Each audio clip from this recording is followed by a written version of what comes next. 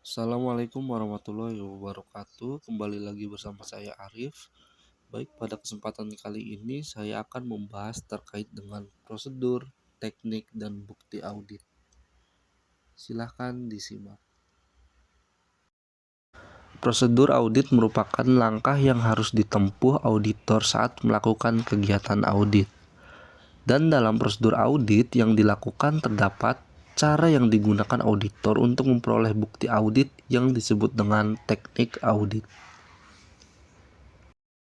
Masuk ke dalam bukti audit. Bukti audit adalah semua media informasi yang digunakan oleh auditor untuk mendukung argumentasi, pendapat, atau simpulan dan rekomendasinya dalam meyakinkan tingkat kesesuaian antara kondisi dengan kriterianya. Adapun syarat-syarat bukti audit yang andal, yaitu terdapat 4 syarat. Yang pertama, relevan. Merupakan bukti yang secara logis mempunyai hubungan dengan permasalahan. Relevansi bukti dapat dilihat dari setiap informasi sekecil apapun harus relevan dengan permasalahannya. Yang kedua, kompeten. Kompeten atau tidaknya suatu bukti dipengaruhi oleh sumber bukti, cara mendapatkan bukti, dan kelengkapan persyaratan yuridis bukti tersebut. Persyaratan yuridis merupakan bukti yang otentik atau ditandai dengan adanya tanda tangan, stempel, tanggal, ataupun tanda persetujuan ataupun otorisasi, dan lain-lain. Lebih kompeten dari bukti yang tidak memenuhi syarat hukum. Yang ketiga, cukup. Bukti yang cukup berkaitan dengan jumlah dan nilai keseluruhan bukti, berarti dapat mewakili atau menggambarkan keseluruhan kondisi yang dipermasalahkan. Yang keempat, material. Bukti material adalah bukti yang mempunyai nilai yang cukup berarti dan penting bagi pencapaian tujuan organisasi. Materialitas dapat dilihat antara lain besarnya nilai uang, pengaruh terhadap kegiatan, hal yang menyangkut tujuan audit, pentingnya menurut peraturan perundang-undangan, keinginan pengguna laporan, kegiatan yang pada saat audit dilakukan sedang jadi perhatian umum. Setelah membahas tadi terkait dengan bukti, adapun hubungan bukti, audit, materialitas, dan resiko, yaitu audit pada dasarnya adalah pengujian yang sistematis dan objektif. Oleh karena itu, audit mengumpulkan dan mengevaluasi bukti-bukti agar bukti-bukti tersebut mendukung objektivitas audit. Maka pengumpulan dan pengevaluasiannya harus memperhitungkan materialitas dan risiko permasalahan yang diujinya. Jika permasalahan ditetapkan material, maka bukti-bukti harus dikumpulkan. Dan jika tidak material, maka bukti-bukti tidak perlu dikumpulkan. Jenis-jenis bukti audit.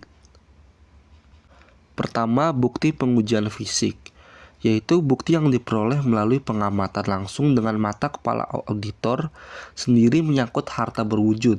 Pengamatan langsung oleh auditor dilakukan dengan cara inventaris fisik, dikenal dengan sebutan opnam, dan inspeksi ke lapangan ataupun on the spot, yang dituangkan dalam berita acara pemeriksaan fisik.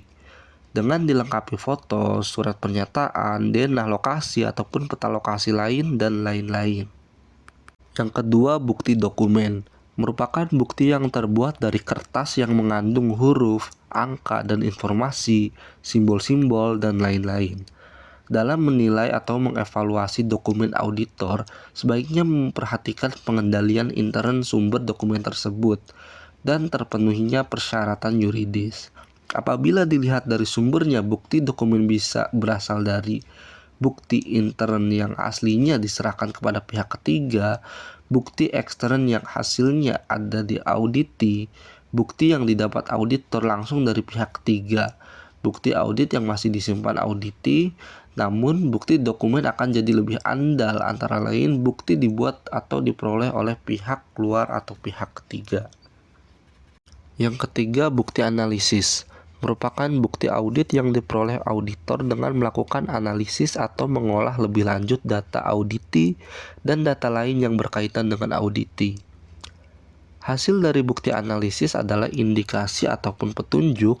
Bukti analisis tidak dapat berdiri sendiri sebagai dasar pengambilan keputusan.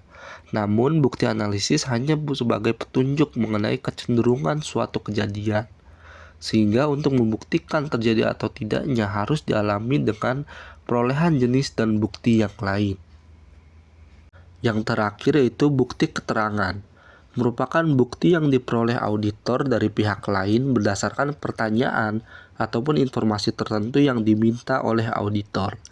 Bukti keterangan merupakan bukti pendukung bukti-bukti yang lain yang telah didapatkan oleh auditor. Biasanya bukti fisik, dokumen, analisis, ataupun bukti lisan terlebih dahulu, baru kemudian dilengkapi dengan bukti kesaksian. Baik, mungkin sekian materi yang bisa saya sampaikan untuk kesempatan kali ini. Untuk selanjutnya di part 2, saya akan membahas terkait dengan teknik audit. Silahkan dilihat di video selanjutnya. Terima kasih.